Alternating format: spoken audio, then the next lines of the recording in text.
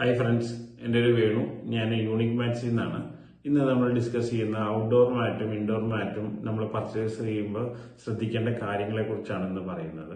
പൊതുവെ ഇൻഡോർ മാറ്റുകൾ എല്ലാവരും soft material വെച്ചുണ്ടാക്കുന്ന മേടിക്കുന്നതാണ് ഏറ്റവും നല്ലത്. അതായത് കോട്ടൺ മാറ്റുകൾ അല്ലെങ്കിൽ ജൂട്ട് മാറ്റുകൾ അല്ലെങ്കിൽ സോഫ്റ്റ് ആയിട്ടുള്ള കോയർ മാറ്റുകളൊക്കെ അവൈലബിൾ ആണ് ഇന്ന് മാർക്കറ്റിൽ.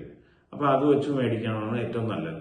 മേടിക്കുമ്പോൾ അതിൻ്റെ ബാക്ക് സൈഡിൽ ആന്റി സ്കിഡ് ആണെന്ന് നമ്മൾ ഉറപ്പുവരുത്തുക.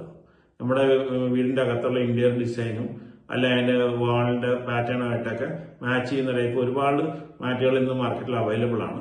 അപ്പോൾ നമുക്ക് പറ്റുന്ന രീതിയിൽ നമുക്ക് ചൂസ് ചെയ്തെടുക്കാവുന്നതാണ്. അതുപോലെ തന്നെ ഔട്ട്ഡോർ മാറ്റ് പൊതുവെ ഹെവി ഡ്യൂട്ടിയാണ് വരുന്നത്.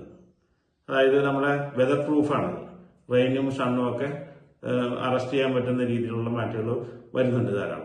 അത് റബ്ബറൈസ്ഡ് കാർ മാറ്റോ അല്ലെങ്കിൽ ഫുൾ റബ്ബറോ അതൊക്കെ നിങ്ങൾ മേടിക്കുമ്പോൾ അങ്ങനത്തെ നോക്കി സെപ്പറേറ്റ് ചെയ്ത് നമ്മൾ എന്ത് പർപ്പസ് ആണോ അത് പറഞ്ഞു തന്നെ ഷോപ്പിൽ നിന്ന് പർച്ചേസ് ചെയ്യാൻ ശ്രമിക്കുക.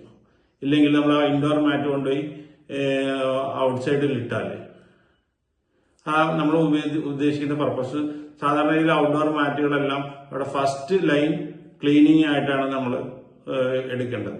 അതായത് നമ്മുടെ വീട്ടിലേക്ക് ഒരാൾ വരുമ്പോൾ ഫസ്റ്റ് നമ്മുടെ വീട്ടിലേക്ക് എൻട്രി ചെയ്യുമ്പോൾ ആദ്യം ഈ ഡോർ മാറ്റിൽ ചവിട്ടിയിട്ട് വേണം വീടിന്റെ ഉള്ളിലേക്ക് പോകാൻ.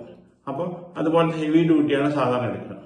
അപ്പോൾ നിങ്ങൾ മാക്സിമം പർച്ചേസ് ചെയ്യുമ്പോൾ ഇങ്ങനെയുള്ള കാര്യങ്ങൾ ശ്രദ്ധിച്ചാൽ നിങ്ങൾ കുറച്ചും കൂടെ വീടിന്റെ ആകെ ക്ലീൻ ആയിരിക്കാനൊക്കെ നല്ലതായിരിക്കും. Thank you. Good bye. Love you all.